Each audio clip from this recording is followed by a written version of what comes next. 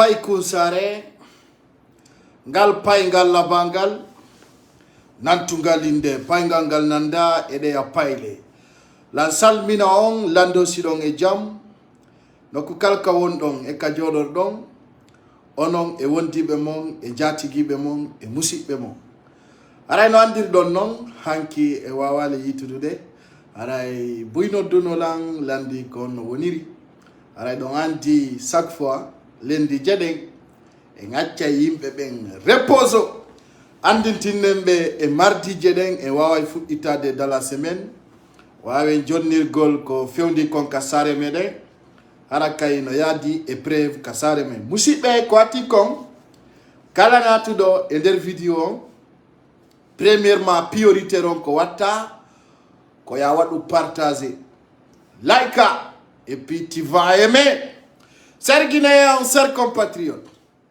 ka wonir don non e no andir don non haray telen ka CNRD nyande wo nyande no gilisude ay be wi wata banto binyudo fesirte araron danko to aron ka fankata haray non kanko Mamadi Doumbouya wobbe yamo Jordan Condé ay no andir don non kanko Jordan mapunde sori e mi weltano do non la nadon bawto ka be tawi hande ko mabbe jaabo ko duwa ko jaabede kanko kumpeti o ministre wiete ko Mori Condé duwa ko wadede coffre auto ay simi yewti on fi Mori Condé ko neddo tawdo tawanda ko faala sai wono nden suutere kiankire no sorto ne yala landi courrier ay ko goddo lamina dawa landade do goddo courrier Condé nato da gere lam ay non no jetti lam lagina héritage on va se voir haray bawta dun non don andi benni fena o sikkay nun no wala hakil haray artiste sare den mottondirno hande nyama kala leydi ndi haray non be hewtuno kabe inni tori do ko ministre de l'agriculture ministre de culture et cultivateur ay ko non yarata haray non artiste be hewtuno don be arde kongudi wuldi ay hari andi nde Allah no valle ko be ala affaire tumu kondirta hakkunde ngel Mamadi Doumbouya il parle trop, son problème c'est sa bouche, il parle trop, il parle, c'est-à-dire quand andi ojinya nde kande da seda e artiste hara ya andi hara non artiste be yewtuno don be arde vitesse burdo on jandude burdo on forude don non don na militant IFDC do wana fulbe futa ko do ngari pinka on sama ay don andi si taw nanu ko pullo futa walla wimi awa wonno yeso ara no don gaz lacrymogène on doga ino moja mo kala sorto to no don ara no nangi kine awa bawto non karti si be ngewti ara be wi kambe ha hande be natali fi lamu kono ay Mamadi Doumbouya yayi yo bi grampe adna on foyi andi tawadu sambla famina da mojjandi da boni ko dun tampini bus buy famina ino mojjar no boni ha c'est pas bon, faut pas faire semblant d'être gentil, tu sais que tu es méchant, ce n'est pas normal.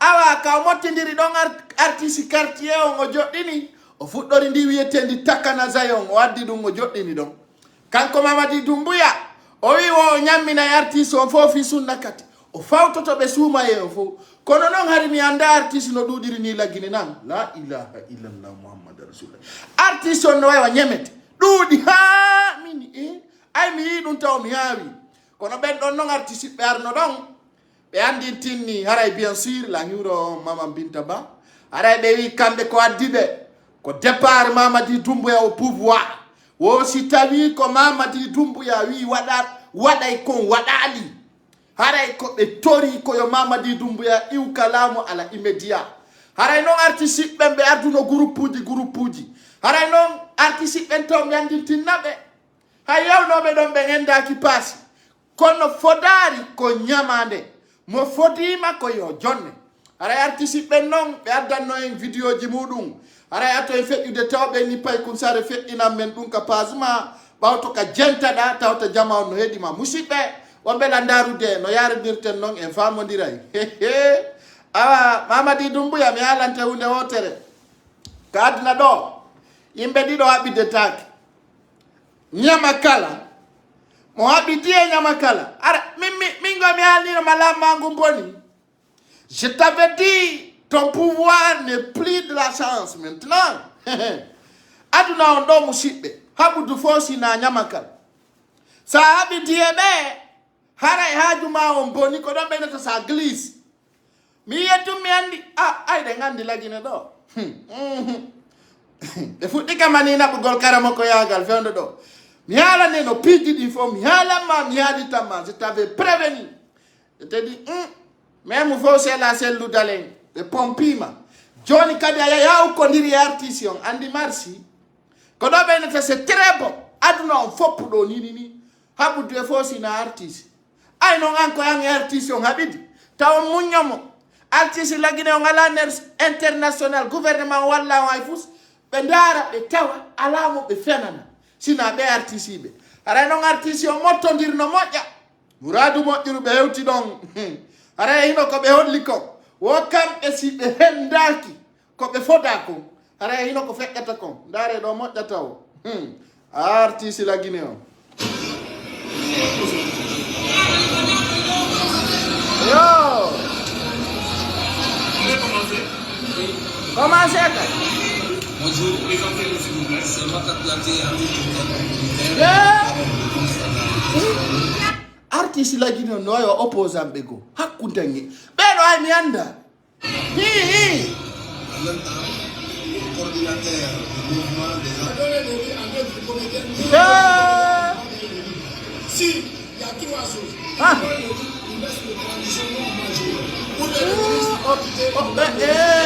awala Guinée la metengal artiste ben holli wosi Mamadi Doumbouya wadali ko halda kon ko yo accutu lamu ngun artiste bellamo la ilaha illallah muhammad rasulullah ko kambe wawdi de artiste ben holli si Mamadi Doumbouya watta ko wi kon ko yo accutu lamu ngun kambe artiste be hendo be lamo coordinateur du mouvement si il y a 3 choses ara be wi kambe artiste be occupi di tati Mamadi Doumbouya wole men nana artiste be ngolli wosi Mamadi Doumbouya tay penale den ko ni woni yarude e sare Conakry ndan yo walli lamu ngun kambe artiste be jetta do woni ko be holli wo haray ko be wal menen artiste lamta ko min de stay do mari ton candidat artiste menen do artiste lamta ko min haray ta be holli kambe artiste be wo Mamadi Doumbouya penale ko fokkitini ko penta wo ko yo walli pam be piji tati si wadali haray do artiste be kanyu ngolli artiste be wosi be ndaki mar wosi be ndaki mar c'est-à-dire malé hendaki ara Mamadi Doumbouya yo préparo de kambe woli dum kirda de do wana mene woni wolde artiste en wosi maro ngarali ko Mamadi Doumbouya wi ko bappa c'est ça il faut Doumbouya si nous se dit Allah no wo kambe be andai goto ko maro be andi ko gonga mom wo be ande hay woturu kambe kasare Conakry hay woturu Mamadi Doumbouya si andali maro ko wi ko fisuma yo ara yo preparo don do be yaltinta ka RTS kono menen me yaltine on connaît le riz banane c'est ça si vous n'avez pas de riz tous et puis kella nebe do wosi maro ala li transition ala on ngedanta men fi assise nationale on wosi maro arali si saku maro ngarali transition ala assise nationale ala ara ko dum woni ko be holli on le donne deux comment est-ce que vous allez faire ça? Comment vous allez pouvoir le faire quitter? on va partir à parler là-bas baba wosi maro ngarali si be yaltiti be ya ka nder palais haray ko dum woni ko be holli kambe artiste be ben be mottondir no nder to modda non haray be holli si maro arali be hewto yay ka palais Mohammed 5 e hino oyi asa makala de undo bo artiste jama artiste tunni artiste tungay artiste tunni ɗum ɗo fof ko artiste min ngari mi anda artiste no ɗuɗiri ni laggini e ja laggine fof hande ko artiste ɗum ɗo fof c'est des artistes, c'est pas des artisanats. Terre au numéro 1 s'il vous plaît. C'est des artistes qui sont réunis aujourd'hui à la ministre de la culture.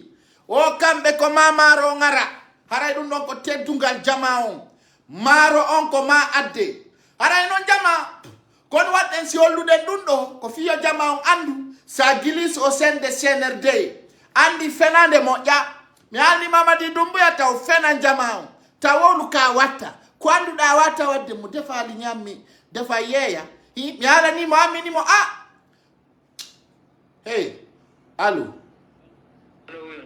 miɗo e direct s'il vous plaît so a noddila mi coupi accon hakke ok kono wino mi noddon hande o 21 awa ko nunde woni mi innima ya noddan ko ɗum nde wino ɗon la illo mi noddi ton hande 21 ko nunde wonno ko faalaɗa ok en fait min ko monɗo janngude ko wiyete ɗon Saint-Louis honto jon ko monɗo janngude ko wiyete ɗon Saint-Louis Saint-Louis jon noon eyyi a woliray doy ko Saint-Louis janggata kono janggata ok ko alquran mon janngude e defte seeɗa ok joni noon kam e wonɗo affaire de pension ino sattiɓde seeɗa par ce que ko si tawi wonti liggoyke waɗa golle maçon ni si wonti wawa dañude ɗum ko defte on wonɗa janngude ko defte islam woni janngude nam joni noon mois passé ɗo mi heɓano komi yoɓa joni mi ñawli ɗon en fait o mois ɗo kadi tigi tigi golle ɗe no dari toujours wonti heɓal taw fof mum ko ƴettuno ko 30 mille joni aray ko so tawi woni sabu mum no woodi aray no faala wallitede ko hiji ɓe jelu hunjiɗa ndo wawi nde mi hunji fof nan tigi tigi awa janngani en ɗon arrahman أعوذ بالله من الشيطان الرجيم بسم الله الرحمن الرحيم الرحمن علم القرآن خلق الإنسان علمه البيان الشمس والقمر بحسبان والنجم والشجر يسجدان Shukran, c'est bon, c'est bien, do jangude ton. Don non kon nu faal are mi yo mi walle. Joni aray do wala hewtinande non ka musidɓe mom ɓe wonɗo yewtude muɗum so tawi woni marɗo feere mum fof komi sohli ko embere 30 mille ton 30 mille ko 30 mille woni komi sohli fi mum 30 mille yoɓa lewru ne julɓe Allah ɓen nanino gasa goɗɗo addayde joni walle nan ok merci beaucoup on jarama o waray mo hunjade Qur'ana mo hunji Qur'ana woko 30 mille francs CFA o faala ka wontiri ton o ɓeyda yoɓugol woko maçon o gollata o janga aray ko noon oɗo no jari wallede kala marɗo feere tawi do no andi no mari mbuuɗi ko ɗo mi salminta ɓengu madame Dansoko depuis voilà Liberté 6 big up à vous madame donc wonɓe landarude faala ɓeytude jakka aray ɗo wawi wallude oɗo imo ka daara mo jangude ton aray ay ɗon andi ko sortewol mertugol hunjade minni yo jangan en ɗo donc kala marɗo feere aray no wawi memminade ɗon adda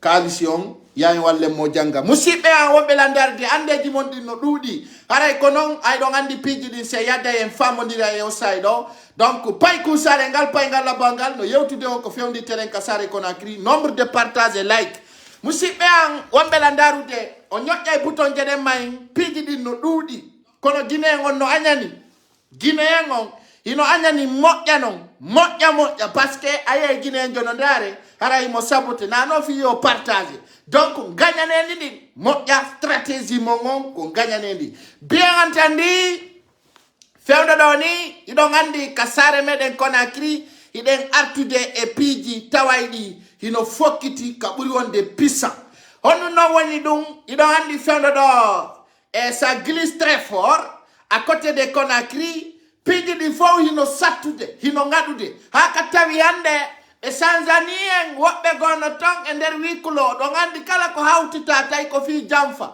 laaɓay haray noon musidɓe komi andintinta on taw haray ɗo gandi e nokkeli puy e nder saare Conakry nden piijino ton hiɗi changede kono yaltata fewndo ɗo haray noon taw en ara e o chambre de commerce mo nano ton inde mum tawata toɓɓere no ɗon nde ƴetteten ɗo seeɗa wawen andintingol jama on hon woni ɗum musidɓe an telen ka chambre de commerce ɗon mawɓe gono ɗon woɓe remplaciɓe ɓe watti woɓɓe ɓawto ɗum noon mo ɓe watti ɗon on ɓeyni on ɗon installé ke ɓeynamo Seku Umaru Diallo ayno ɗon andi ko inneteɓe ɗum Mamadou mi anda honno o ko ɓen waɗano ɗon min ni on chambre de commerce on ko ɓe waɗirno ko fi ittingol on kaalisi si tawi noon a wata ittude a wonta ka chambre commerce ɗon chambre commerce mo yi ɗon ɓe formi ɗon on na fi giggol de ko fi argol jatta on letta on ittina on waɗana on piiji gon ton tawa na Marseille ɗi musidɓe on ɓelandarde fewndo ɗo haray noon ko watti kon taw ɗon andi suudu président Cellou Dalein no laabe ɗum suudu wondun ɗon kadi ko maɓe liɓandu ko ɗo noon mi faala yon sendutu ɗo moƴƴa ɗon andi hiɗa wawi wide payku sare no mette ko ɓeyata kon e pular laaɓungal woɗa wawinde bare no mette kono ñiƴe bare rawna ɗum ko fenande bien entandi e entre Conakry ha mamu ngala ɓe burure no ɗon honno ɗum no woodi ka gouvernement darna piiji ka kono piitugol cuuɗi ɗin e leydi waɗa siga o birdi ɗo hana joni jaggu e konnaku e gañanendi tawata guinen jon andi hande ɓe fokkitani Cellou Dalein ka tawata ndiyam hewtanta wuppowo bien entandi hande sa ndaari itti Conakry ha mamu na e goudron woodi no woodi ko golle lagine hara na liɓo cuuɗi no woodi ko golle lagine hara na liɓo cuuɗi ɗo noon mi noddata jama on laɓe langandi noon haaju pullo Fuuta ala e ko suudu piitoto ɗum na haaju pullo Fuuta noon sabuna pullo Fuuta weltidi ha ko tawi ko waɗa on no heƴa e makko ay ɗum mene marsata e hoore amen bien entandi ɓe yaya laɓe ɓe liɓa cuuɗi dariɗi laɓe ɗon ɗin ɓe yiltito kindiya ɓe liɓa kala ko Alpha Condé sifuno e nder kindiya ande koko liɓetede on daɗali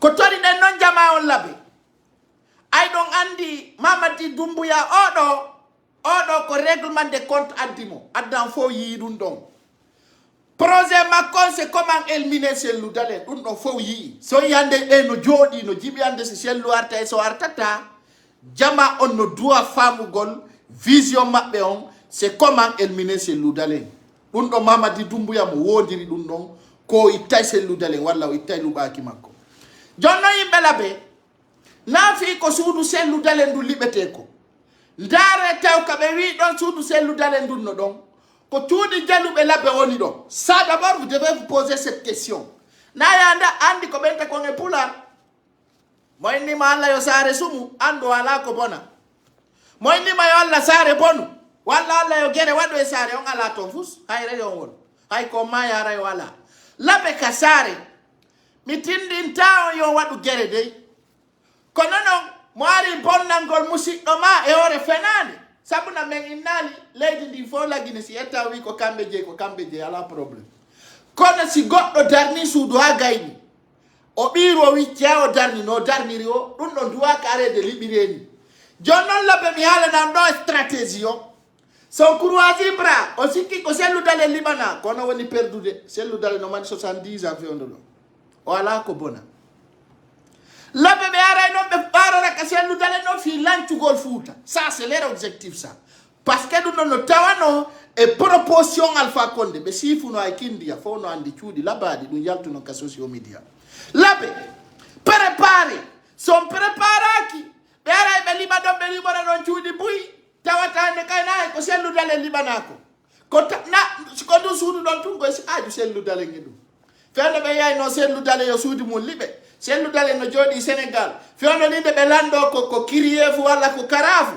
Cellou Dalein no fokkitiri Saudi haaju Cellou Dalein e ko cuuɗi piitoto e leydi c'est pas son problème mo amalima no wargol hulata liɓugol ma suudu dans ce sens les gens de la baie doivent se préparer pour leur bien C'est-à-dire il veut vous sasser. Be fala nadu de ande e bernde be labebe. Johnny ya ndaro kasudu selu dalen du be liba don labe. Konton donc o tudi ful be jelo wondo. Ça vous devez comprendre cela. Johnny non, il faut que vous soyez prêts à l'affrontement. So on a li prêt, on nous donne détermination mon, il donne on prêt yo pas to dire parce que Mamadi Doumbouya ko oui on donc je vais faire un sale boulot andité à partir de maintenant, vous devez être prêts pour l'affronter. Nous donnons mon croisi bras, ayana yorema déjà vous voyez les artistes. Artistes bébé woni sempre affronte gol Mamadi Doumbouya. Pourquoi pas toi la propriétaire de la maison? Pourquoi pas toi? Aïe artiste jo film foda. De hunali artiste donc woni sempre à l'affrontement. Bien entendu, John non an tawdo no mari suudu. Andi ko me ngala nay non kon on jabal. Mi yondo yonda utuudi darno. Ndare no hebiron lamu. J'ai avait dit, ils don't traiter de la illettré, ils don't traiter de la nagi, ils don't traiter de la net de mojanga. Bien entendu, je vous avais prévenu. J'ai dit, au lieu que le père achète des terrains et construire des bâtiments, cherchez le pouvoir. Parce que ça a été l'âme, ça a été l'âme à Darna Soudou, à la Darna Soudou, Darnadou. On en a dit, John n'a médité qu'on a créé à Koya, nous ne faut que bourrer. Mais il n'a pas yalabe, et tout le patrimoine bâti, mais il va tout il faut que Darni. Pour quelle raison? Mais on combien de projets? Awa dundo pour le foot ne doit on de sempre son wel syndiqué là-bas. Mais arrête et tape pas on donne be liba chudi monding. Jotto mundi to mundo ko si konko selu dal impertinent. Non, c'est pas son problème. Parce que ande si selu dal no fa la galle o sode, mais ben dar no be do fo no way so tude. Ça ne marche pas. Bien entendu, faire doni kander sare Conakry, no andir don non, il y a un coup d'état en téléchargement. Jodi non tawo notre ministre des Travaux publics tawatande fenande mabenen à travers de notre technologie, à travers de notre expérience et rédaction de niveau, et bien des sources holudo et comme yari ko wad gol bambe to ko fenande. Très bien. On remercie le bon Dieu parce qu'il y a des jeunes bien déterminés, des jeunes bien engagés pour montrer la réalité. Donc, au pont essentiel d'or, c'est-à-dire, Pongon, ko ender Côte d'Ivoire, on a des projets mako l'année 2040. Ndare domo, il y a projet Pongon, ko 2040 au l'annata. C'est-à-dire, le pont, le foot depuis Pongon wada en ligne, depuis le 19 octobre 2017 en Côte d'Ivoire, Ndare do Mamadi Doumbouya ara fena na Guinée bébé flagrant. Ça fait pitié aujourd'hui. Ça fait pitié de voir aujourd'hui soi-disant un chef d'État qui prend des plans ivoiriens envoyés en Guinée. Ndare do jamae, hay yata yedude. No hauni. Les dini no hauni, c'est pour cela que je vous dis à côté de CNRD ça glisse. No hauni, no hulbini. Ndare do jama. Pon wona do wade de Côte d'Ivoire. Pon mar do projet Lanugol 2040. 2040. Pon on fout da immigré le 19 octobre 2017 à Abidjan. Ndare do c'est bien. Il y a un daron ka suite. Depuis Kadi. Non, no yurmi quoi. No yurmi. La Guinée ça fait pitié ko dum wadi simi wi on. Yante ando honto adna on fewndi. Un Guinéen qui vit en Guinée ne sait rien du tout. Parce que ça n'a rien de Mamadi Doumbouya no ya. Ara immigré fenande. Yetta imam dans la commune de Ratoma. Ada ben déplace avec un map et fi watangol tindingol be wol fenande. Ça fait pitié aujourd'hui de voir cela. Ça fait pitié. Ça fait pitié. Harale adna fo no soutier. Penale flagrant. No hulbini ha no hawni. Bien entendu. No way ni kadi koni kadi be on fait ni rande Guinée be fi passeport. C'est comme ça ils sont en train de mentir aux Guinéens. Nyande wo nyande be na be adna un passeport. Tous les jours. C'est pour cela aujourd'hui on a décidé de faire des vidéos matin comme soir pour vous montrer des preuves. Fi on wa andude ko ha honto tawata hidon tampina be no fenandio. Projet fusbela. Bebe yoton do fop no nata kander palais c'est des touristes. C'est des narcotrafiquants qui quittent de l'Europe, l'Asie, Parce qu'aujourd'hui, dans les pays maghrébins, on fait des narcotrafiquants. Les plus consommateurs de drogue, c'est les Arabes.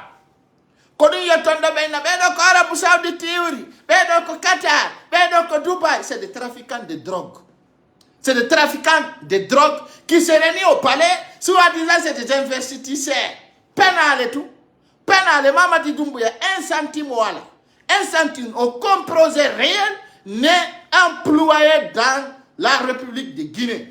Bien entendu, chers Guinéens, chers compatriotes, arrêtons, weltano de kowiete kolanat. Hondu wani dum, tawata ko modjebe bui, wani ko tumbodiri. Donc, il y a certains moments, il ne faut pas avoir peur. Il y a certains moments, ça a roulé ngol kulonma, dande te hebu gol motere. Bien entendu, ça y est, qu'on fala da halali, no wa effet tout. C'est-à-dire aujourd'hui, nous jeunes Guinéens, on a beaucoup à perdre, mais ce Loudalé n'a rien à perdre. C'est ça qu'un Guinéen doit comprendre. Et on avait dit cela. Mignon ala fous kopona na sel Loudalé sina fimé de Guinéen. Quand Kotoun Oremako, il peut s'en sortir. Et depuis 2 mois, ça montre aux Guinéens, sel Loudalé n'a rien à perdre. Hande, on yinga ngugu. Halabe, beya obelibo ya tonchudi.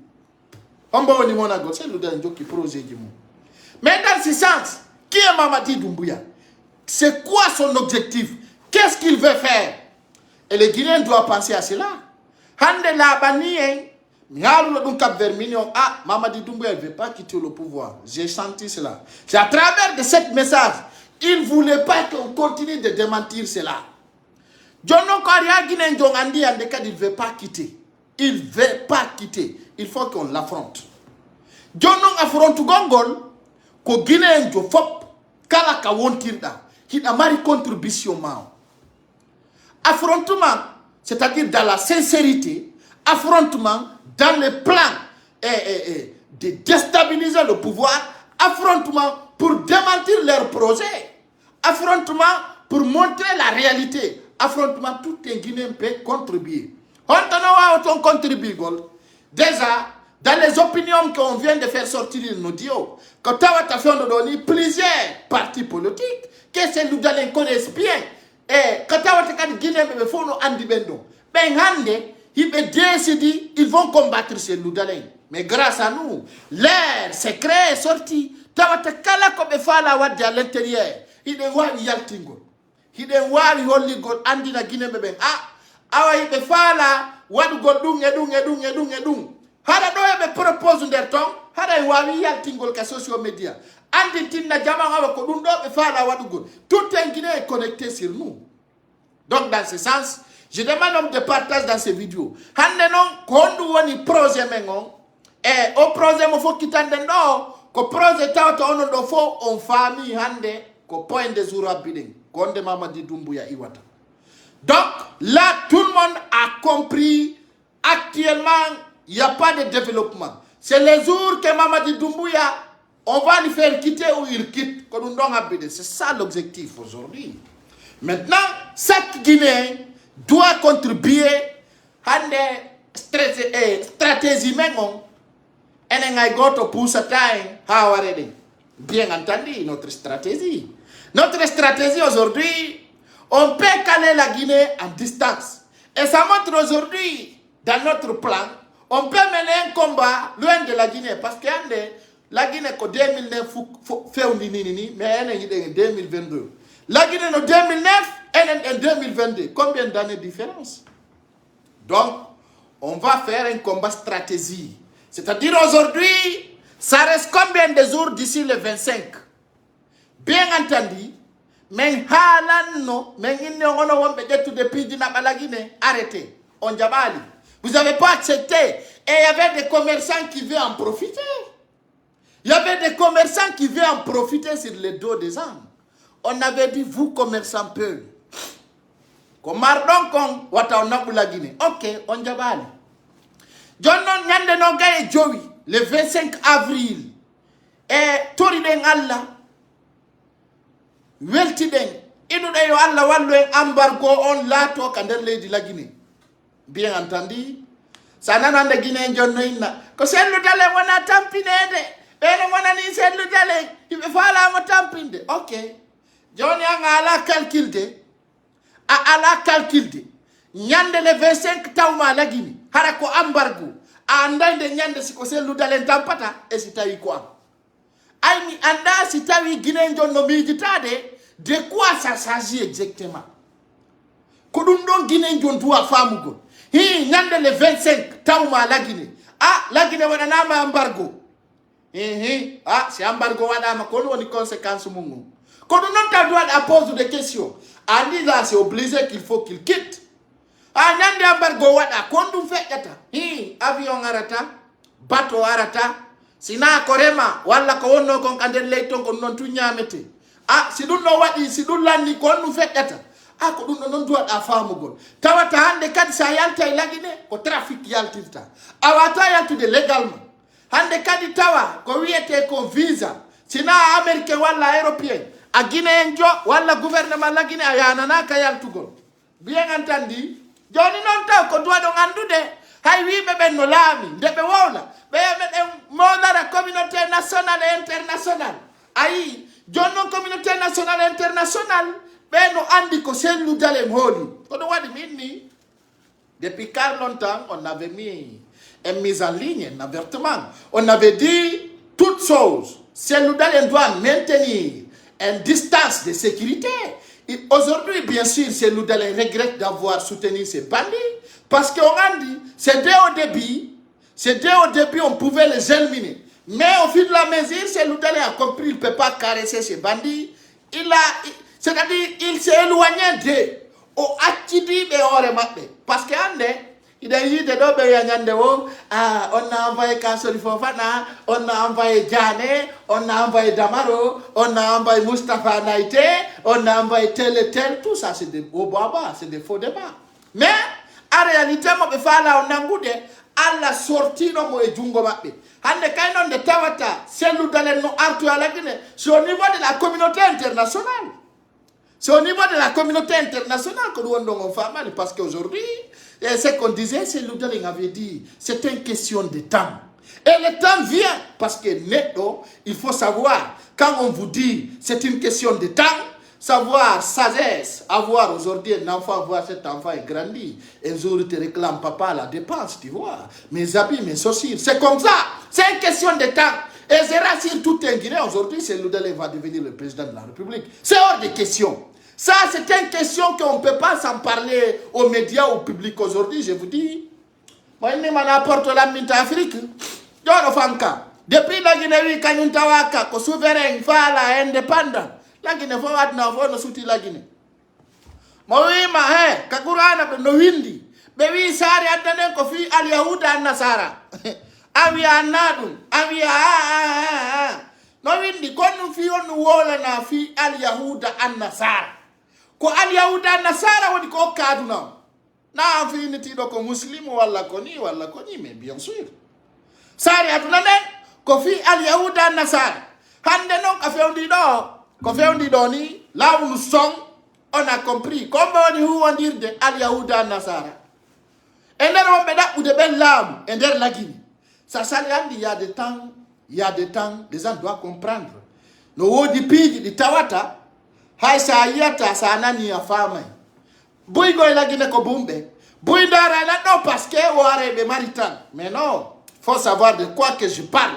Moi je parle pas seulement pour parler. Aujourd'hui je suis atteint à un niveau Katawata depuis des années nous sommes là et aujourd'hui Sandari plusieurs personnes qui étaient dans mon niveau et qui étaient dans mon groupe qui étaient dans notre vision, on n'a pas de même talent parce qu'on n'avait pas de même objectif. Bien entendu, l'homme ne faut jamais trahir ton conviction. Et si de là, aujourd'hui, plusieurs personnes qui faisaient des vidéos, qui parlaient oh ha, ils sont où? Ils sont aujourd'hui, ils sont à terre. Parce que leur objectif n'était pas comme je suis. Donc, moi, je n'ai pas trahi mon combat. Et je suis toujours comme je suis. Et je suis toujours dans les rails, dans l'objectif. Personne ne peut trahir. Si tu n'aimes pas, tu peux laisser, mais le reste, l'histoire est là. Voilà, Païkousari pour toujours. Donc, dans ce sens, les gens doivent comprendre aujourd'hui le seul objectif, c'est Loudale va devenir président de la République. do no wadi simi andintini e sai fe dudom minni mimmi tawa an atawaka seludale lamoto wawi wopindinde dum do wopi jididi ko so nawni walla o mai. Et aujourd'hui en Guinée, il n'y a aucun opposant sauf Seludale. On n'a pas confiance à personne. On n'a pas confiance à personne. Aujourd'hui, quand vous parlez de Lansana Fouillante, personne n'a confiance. Ousmane Kaba, personne n'a confiance. Makanera Kale Kala Polo Pala, personne n'a confiance. Aujourd'hui, je vous demande, où se trouve Eli Kamano? Où il est? À terre. Qui? On parlait de la nouvelle génération. Il n'y en a pas. Aujourd'hui, quand on vous parle d'Aliouba, il n'a pas sa militant. Allez voir sur sa page, s'il peut avoir 1000 commentaires. Non. On y on fait de allô. Mi dois direct, s'il vous plaît. Son autre de la mi coupe, il a fait là. Je vous dis, aujourd'hui, le seul objectif, c'est comment Seludale va devenir le président de la République. Aliaouda Nasara non jonna ben lamu, c'est-à-dire benanata ara golla la Guinée ben comment Seludale woni na udude. Kodunta odua don famude. Be aro be wiya menen me fala golla de la Guinée. Comment woni Rio Tinto, comment woni Kaleta e Sopiti, comment Seludale woni jindu de jawra tipora. Bien entendu, ko wiyete ko hande ender Afrique do sediao lab e lami bebe Afrique do on famine lab e lami bebe Afrique do ala mo Seludale nabida hande sa yayi Sénégal makino do Guinée Bissau Côte d'Ivoire har no wiyete no sino wolso dirige da ko Côte d'Ivoire même pas des semaines depuis que Seludale a quitté Côte d'Ivoire à Niger exactement. Et aujourd'hui il va aller en Arabie Saoudite. Quand il quitte en Arabie Saoudite, il trouve que la Guinée se trouve en embargo. En embargo. Tade no suma. Nyamete na tata, yal tata, c'est dans la Guinée. Awata yal tude. C'est-à-dire, ça va être comme Mali. Wawa Mali. Tawata andi tonon tao. Mali no buriengo et malgré tout, Mali est plus fort que la Guinée, je vous le dire aujourd'hui. Mali est plus fort que la Guinée, je vous dis cela. Malgré que la Guinée que Mali tampi qu'on faut quand même mari vol privé, sont leurs vols. Il mari et puis kadi andite Mali, il mari frontière kabe arabou, c'est-à-dire Algérie, Mauritanie, les pays Maghreb. Ben don no fournisseur de benyameteji. Si tawi non la Guinée nyami, ko tuma nyamete iwi Mali, c'est-à-dire nyamete o iwa Mauritanie, wala o iura. Exemple, Niger, ça ne peut pas venir en Guinée. Ayande moyni mala Guinée wada agriculture, awawatare mu de godum moins de 6 mois wawa récolte. Et il n'y a pas le moyen. Et Mamadi Ndoumbouya avait prévenu, les ministres doivent faire d'agriculture, ceci, c'est ça. Et ça ne peut plus marcher. On a dit tempéré noir, et ça va être dit. Dans nos plans maintenant, on avait dit, leur stratégie, c'est comment arrêter Seludale. Et il y avait un blogueur facossaire qui ne sait rien du tout, qui parlait, pourquoi Seludale, on ne peut pas dire. J'ai dit non. Il voulait démentir cela. J'ai dit non, on ne peut pas démentir nos messages. Parce que la sagesse, l'expérience qui est là. On avait dit, ils sont arrêtés Kassori et certains ministres d'Alpha Condé pour arrêter Seludale. Et il y avait des individus mal intentionnés, les ennemis de paix, qui parlent. Parce qu'ils ne savent pas. Il ne faut jamais croire sage. Il faut savoir d'abord de quoi tu as des paroles à parler, à qui que tu t'adresses. L'homme qui est là, toujours des talents depuis 3 ans. On ne parle pas pour parler. C'est lui aujourd'hui, pas que ça recherche de buzz. Aujourd'hui, quand tu te rappelles, depuis des années, nous, on n'a pas besoin de buzz. Nous sommes des personnes qui ont déjà le buzz naturel qu'on fait. C'est Dieu qui a fait. Mais, puis on va venir. Les familles n'ont qu'à faire. Comme un ko wanadu woni mengala ne meni a stratégie comme yido ko arrête gol Seludale mbefala. Il y avait des gens qui disent non. Voilà, rien n'est impossible, c'est Mamadi Doumbouya. C'est l'homonyme d'Alpha Condé. Et rien n'est impossible. Quand on fait la qu'on va dessiner la sali, ben wadai. Donc on avait dit cela et aujourd'hui tout est Guinéen. Mais Andi A, comme un no combat, ou fi arrêter tout Mamadi Doumbouya projet Mako, c'est comment arrêter ces loups d'Alain. C'est ça. Et ande non, et non ka Guinéen John Doua faut coutu de donc. Hande kadi menen do. En tant que Mamadi Doumbouya wola li dire de la transition. Hey, alors on y fait à partir de 25, même la carénio des assises nationales, même la CNT, même la quand on était quand nous l'avons dit, quand on fixe date de la durée de la transition. Nous n'avons pas de landa. Gramido est direct, hein? Mais ne langue est direct. Ah, ok. Note de on va amener. En le cas du projet, c'est de demander à Mamadi Doumbouya, c'est quand la durée de la transition. Et puis maintenant, quand on a un ton,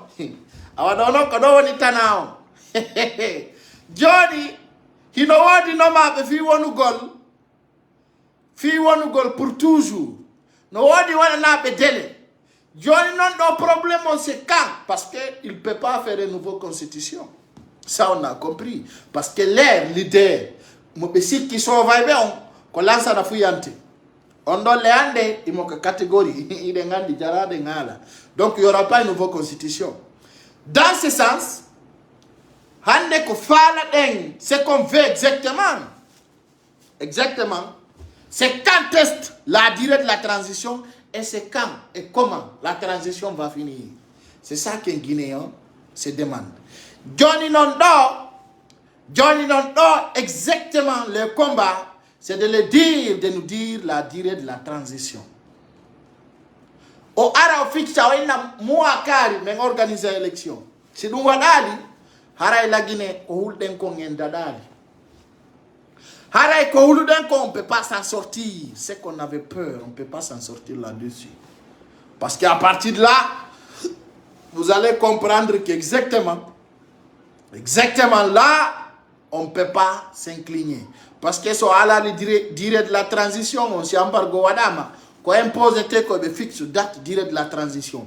Et l'andaki retour d'ordre constitutionnel, c'est pas notre problème, c'est pas notre affaire. Assise nationale, c'est pas notre affaire. La CNT, c'est pas notre affaire. Maintenant, ce qu'on demande, c'est de fixer la durée de la transition. Si de fixer la durée de la transition, à partir de là, c'est-à-dire, la CEDEAO va fixer une date. Si Tawi, Mamadi Doumbouya respecte, ils vont envoyer les casques bleus en Guinée. Directement pour le déloger. Parce que là, c'est ça, hein. Si l'armée républicaine ont beaucoup d'États, ils vont envoyer des casques bleus. Il y a une stratégie casque bleu. On a les casques bleus, on a wata gote ni natira pinka kander l'édito. Un casque bleu, bébé, yoton. Quand un Mamadi Doumbouya nangiti Alpha Condé, tout le monde avait vu cela. Il y avait des blancs. Derrière le coup d'État, le moment qu'on avait attrapé Alpha Condé. Maintenant, les gens qui ont tapé capitaine Moussa Dadis Camara, tout le monde le sait déjà. John Finango Goldo quand Mamadi Doumbouya si Aro Yasse Diao condamné, mais Tawi Johnny il va à la contraire. Maintenant, il y aura un point mis en point. On sait donc non, Hara Inder ton cas de Djibondiri, qu'on a joué 4 carrés. En fait, déjà des poussimo. D'ailleurs, nous sommes contents aujourd'hui parce que kala ko Mamadi Doumbouya woli Guinée laki. Aïdum non, aïtum mi do tawa e ko geri dum don, nous je suis content de moi quoi, sincèrement. Hanne mi ala no mo fendo mi wonno mi kellani mo tay Guinée fo no woli mo. Kala ko wi meden jetti ko kange jama. Ay wi mo merde. Hande kala ko hali Guinée joy goto holaki. Déjà, je suis très content dans ce combat noble. Ça me fait plaisir aujourd'hui de voir. C'est ça. Hande, kala ko hali.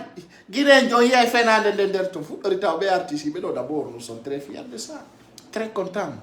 Dans ce sens, quand Mamadi Doumbouya hande o perdi ko ete kon confiance sedia wono si aroyi fixe gol dele o jabali respectu gol hara hande kadi ko coup de force be woni mo yarande coup de force mais c'est bien coup de force on do mo ngarande don non ko si tawi population on tapia hara goddo kayari o ko igol Mamadi Doumbouya o bi no metami o bi merde o bi kata là c'est-à-dire c'est ça seulement qui vont sortir o bi merde vous comprenez tawata ko di no woni arde ande kadi parce que ça commence maintenant dans notre capitale Mamadi Doumbouya nya vous comprenez donc ça fait plaisir vous comprenez dans ce sens non aroya donc tawata Guinée même famille c'est dia on a dit qu'axi boulé di mapedi tawata Johnny il y aura une négociation derrière lui voilà les gens qui le poussent actuellement qui les rassurent c'est pour cela je dis il n'a pas de bons conseillers il n'a pas de bons conseillers parce que nini si be yiduno Mamadi Doumbouya wala mo yiduno hore makko ko yana katigi ko fokkiti doko wanami mi gaynata il faut que je baisse les bras quand il dit je baisse pas les bras je préfère faire des sales boulots là il a échoué parce que ande ang dawajatu de mbudi maya golla la Guinée ka wana wiede be wada sale boulot tu peux le faire toi en personne tu peux le faire tu peux dire à quelqu'un de prendre son argent aller en Guinée investir non c'est impossible donc dans ce sens on a pu mettre ça sur place Johnny non kondo beta pirtamo déjà l'intérêt de l'Occident n'existe plus dans la transition. Johnny non porto un kondo c'est d'avoir un homme de confiance comme c'est Loudalin bien sûr qui vont signer des contrats à travers le temps. Voilà, je vais vous donner ça, ça c'est votre intérêt, ça c'est l'intérêt du pays. Bien entendu, à partir de là, il n'y a pas de guerre, combat. Population, comme des gens qui croisent à bras. À qui donne Mamadi Doumbouya et Tangon, il ne peut même pas faire 2 mois. Si il y aura un embargo en Guinée, il ne peut pas faire 2 mois. D'abord, Katawata donc, la mapeta on est au niveau international. Ndare Mali, na lawol, na nyamete, na transfert banque, faut pour nos kali. Bien entendu, en des cas de guerre technique, faut quitter. Jonan de Belando yo, parce qu'à partir de là, il ne peut plus faire rien contre ces Loudalais. Rien absolument. Rien absolument. Hay fous ala katawata, hibe wawi, wadu gol ces Loudalais. Parce que ande, on a un ces Loudalais, il est fort en politique. Hein? Il est très fort. Guinée c'est-à-dire, Guinée est conscient, mais hay bel boy aro be sabota ces Loudalais no respectimo. Kombo woni teddina c'est Loudalais wono gasa ko pulo igono derton mais kambe be andi dans l'idée c'est Loudalais est fort très fort Miditi ya combattu goddo pendant 12 ans joni 12 ans de combat il be combattu de ces Loudalais 12 ans et si c'était toi si c'était moi aujourd'hui quand vous imaginez plusieurs personnes qui faisaient des vidéos ont trahi leurs convictions ils n'ont plus dans le top. Il ne peut pas être comme moi. Parce qu'ils sont trahis, ils sont préférés des biens, ils sont préférés des femmes, ils sont préférés leurs objectifs, leurs biens, leurs intérêts. Quoi. Mais en ils sont compris, leur seul objectif dans notre République, c'est d'éliminer ces Loudalais. Ainsi de suite, ces Loudalais montrent aux Guinéens, il est toujours au top. Quand on dit que ces Loudalais sont encore jeunes, l'esprit de ces Loudalais est encore jeune. Ndare no woni jibidirde aux intimités. Ndare be no yey naadi hore mun erreur quoi en fait. Imaginez combien de fois Mamadi Doumbouya est ridiculé dans le plan. Et aujourd'hui, tout un Guinéen conscient voit que l'échec de CNRD. Quand on est wondo an est conscient. Nous soutenons Mamadi Doumbouya a échoué. Et ça fait pitié aujourd'hui de voir parce que hay be o fodi ben o wata be wadande ay fou c'est rien absolument hay be wondi be ngande comme il n'y a pas d'argent ça montre aujourd'hui la sincérité le moment qu'on vous disait il n'y a pas d'argent Boudiala ko banque il y a des gens qui sortent qui prennent leur gueule sale il dit na ko bezo fala a jamais nge buzz a découvert c'était ça dit Hadjamé est buzz. Maintenant, si il combien de millions qui me suivent par 3 semaines là? C'est des millions de personnes. Dans tous les deux différentes pages. Vous comprenez? Mais dans ce sens, Hande, Mamadi Doumbouya, Mengalani no Mboudi ala. Il n'y a pas d'argent à l'intérieur. Maintenant, il fait des micmacs parce que il avait pensé de passer par des commerçants. Il avait pensé de passer par des opérateurs économiques. Mais ce n'est pas marché. Parce que les opérateurs économiques, ça galère à l'intérieur. Même s'ils ne vous parlent pas. Mais il y a des commerçants, c'est le nom seulement. Hein. C'est le nom seulement. Même leur voiture, ils prennent en crédit. Ils payent moitié. Je sais ce que j'ai dit. Et aujourd'hui, il ne peut pas payer les militaires. Il est en train de caresser le camp Samori. Mamadi Doumbouya. Il caresse le camp Samori soi-disant, on a dit Johnny, et là, quand les militaires ont dit, on doit faire ça, on doit faire ça, on doit faire ça, on doit faire ça, pour notre intérêt. Bien sûr, il parle de votre intérêt. Mais les militaires ont compris leur intérêt ne marche pas. Parce qu'on voit, nous n'avons pas de Poutine, les police sont morts parce que les landis que salaire m'a payé. Dans les nani, on a son de l'encore. Mais il a dit que nous dirait billahi wallahi tallahi. Abbe nous dit taodo parce que on travaille non si on si minot dit mo ko alanta mi do ko no way. C'est dit teta. On va pas comme ça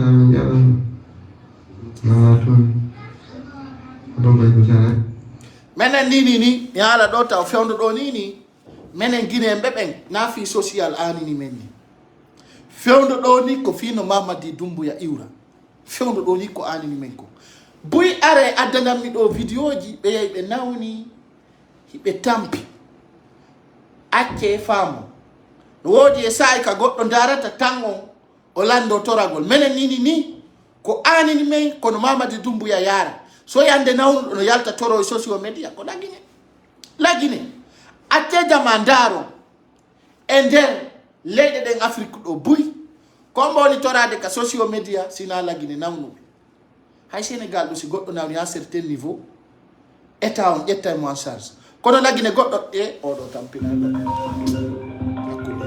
ko dum de allo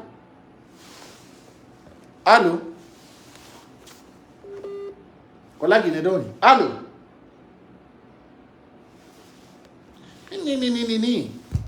ni ko anini anda tanko toltuda goddo feno do ni jama foppuno an fi lagine addi do problème ma fi mbudi hare ko no woni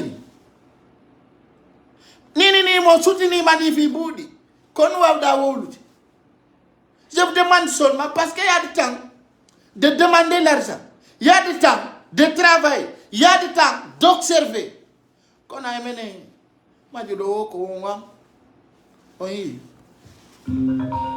vous voyez? Allô? Oui. Jantou.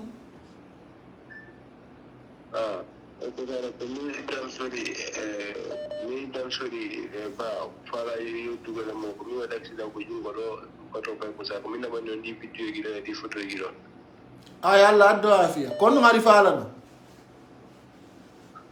o to kay ko sa la fala lam di ballal mon sabi Allah ko to kay ko sare sabi Allah ko tan na video junga ngon helno do sa ni bi la seda moy on maki la seda fi ngol twetu ko junga ko to kay ko sare Honto wonno min ko Guinée Conakry mo nin ko Conakry do mi woni honto e Conakry quartier Belgique kono wadirda o accident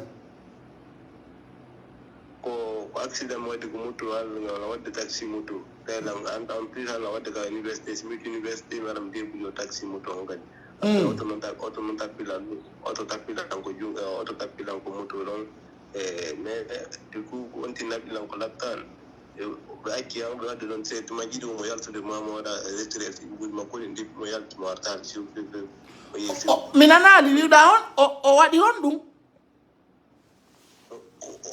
auto wa tapilan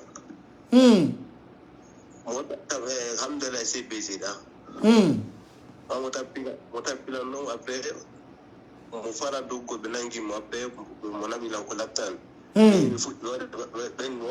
wadu radio makino 150 mil wadu mo da radio ko wadu radio jono amo ya mo wara retere mbudi makoni ko montage ko banka ko Orange Money makime no spita ba defi yo ndiko mo yalti non mo warta lan de kati mo ye fiu makino ra indi mo ye fiu mo warta li fiu endo gino fi mo ko to pe ko sare mo yon dira me fiu o imna bani on photo yi imna bani on video yi ngo junga no tambi na mo ko to pe ko sare wallahi billahi jammo karami da no to ko to pe ko sare wallahi dino tam mo Allah ndi on ballo ko to be ko sare fi Allah wutan nabijo ndi on ballo fi Allah wallahi antam mo eron ni ko to fala ko ni mo wada ka di video mo hollon ka di junga ngo yon gadi ko to be ko sare na binde don video ala ko video ni na ko video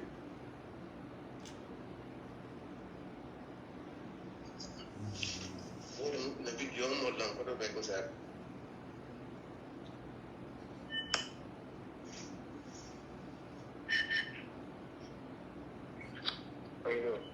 Mirenama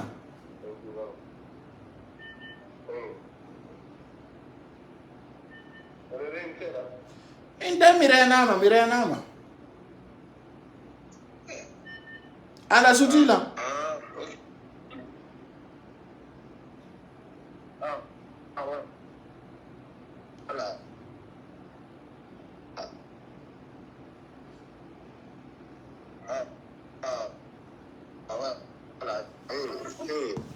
Onto jungoma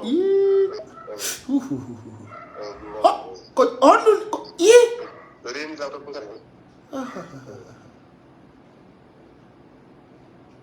yimtiti jungomango ngo jungomango paralizu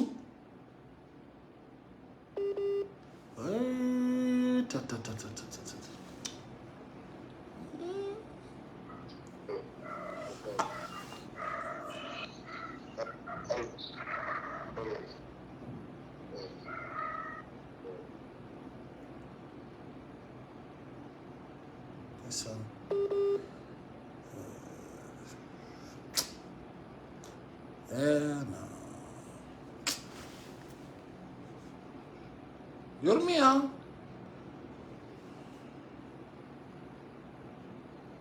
Hey.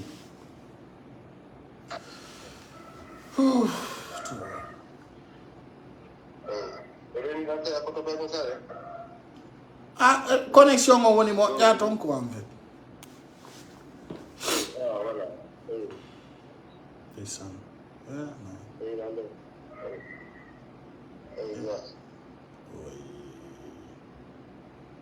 Isan na yoro tam ni mo ko sare jemma jungo ngo yuwela moja kono no be wi ko jelu nyawndorta be no club tan do to yuronte do te kuruma o ni me o ko me 12 millions ko fi o majungo ngo opera jungo ngo o madu be ba kiame o madu be ba kiame Senegal wasi fere mun no wodi dum ben no me ko ay hombo wondi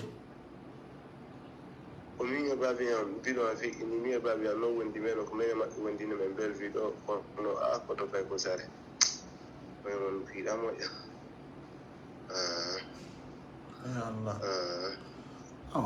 wallahi okay joni men dara na men wadira na makanyo tunani awa per ko jamma on hebi o wada nder ton si buddin timmi men jonnama awa damari numéro Orange Money o numéro mo no diro no ko do numéro Orange Money makko on o li do numéro ma 624 85 21 81 81 600 24 624 85 85 21 21 81. 81. Ok, ara mi nodditi manani. Awa koto pay ko sala barko jarama bi barko jarama. Merci. Plusieurs personnes m'appellent comme ça. Aïe. Yurmi quoi. Ça l'a tagué ma taille d'Aselli. Alhamdulillah, ça fait pitié.